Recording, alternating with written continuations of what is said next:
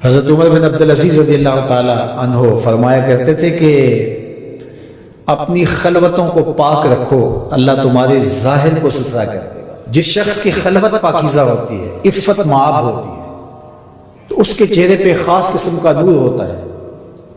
جو راتوں کی تنہائیوں میں اٹھ کے عبادت کرتا ہے اور اللہ کے حضور وہ الہا زاری کرتا ہے، تو دن چڑھے اس کے چہرے کے اوپر اللہ تعالیٰ ایک خاص نور پیدا کرتا ہے، جس سے لوگوں کو سرور ملتا ہے اور لوگوں کے دل میں اس کے لیے محبت پیدا ہوتی ہے۔ اور جو تنہائیوں میں جرم کرتا ہے، گناہ کرتا ہے، اور لوگوں کی نظر میں کوئی ایسی چیز ہوتی بھی نہیں ہے، تو لوگوں کے دل میں اس کے لیے نفرت پیدا کر دی جاتی ہے، لوگ اس سے دور ہٹنا شروع ہو جاتے ہیں۔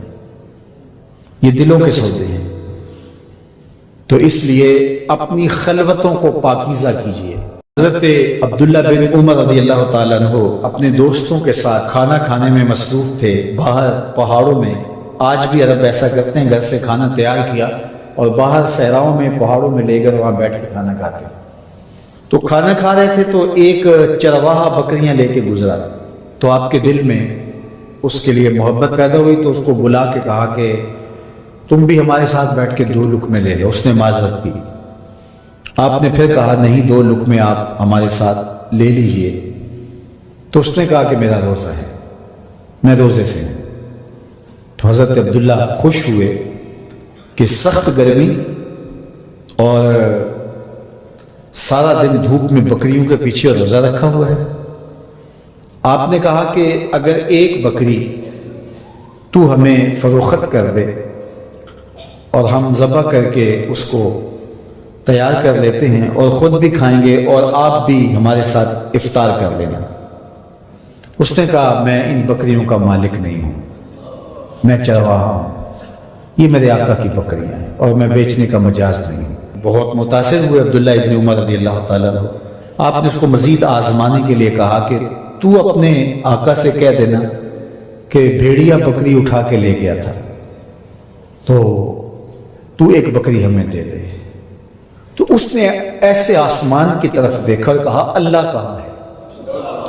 بس اس کا یہ انداز حضرت عبداللہ بن عمر کو اتنا بھا گیا، اتنا اچھا لگا کہ آپ جب یہ واقعہ سنایا کرتے تھے تو آنکھوں سے آنسو جاری ہو جاتے، اور فرماتے اس نے یوں انگلی کھڑی کی تھی اور آسمان کی طرف دیکھا تھا اور بار بار کہتا تھا اللہ کہاں ہے؟ خیر آپ واپس شہر آئے، اس کے مالک کو تلاش کیا اور کہا کہ اس غلام کو اور بکریوں کو منچاہی قیمت کے ساتھ مجھے فروخت کر دو۔ اس نے بکریاں اور غلام دونوں بیچ دیے۔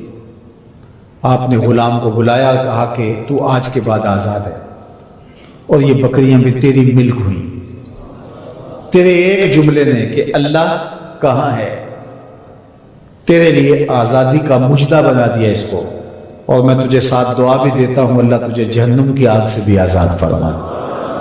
تو یہ یقین کہ میرا اللہ مجھے دیکھ رہا ہے، یہ اگر آپ کے ساتھ جڑ جاتا ہے تو پھر کسی کیمرے کسی سیکورٹی کی ضرورت نہیں ہے۔ یہ عقیدہ اتنا بڑا حصار ہے، عبادات میں بھی سرور دیتا ہے، اور یہ عقیدہ انسان کو گناہوں سے بھی محفوظ کرتا ہے اور بچاتا ہے۔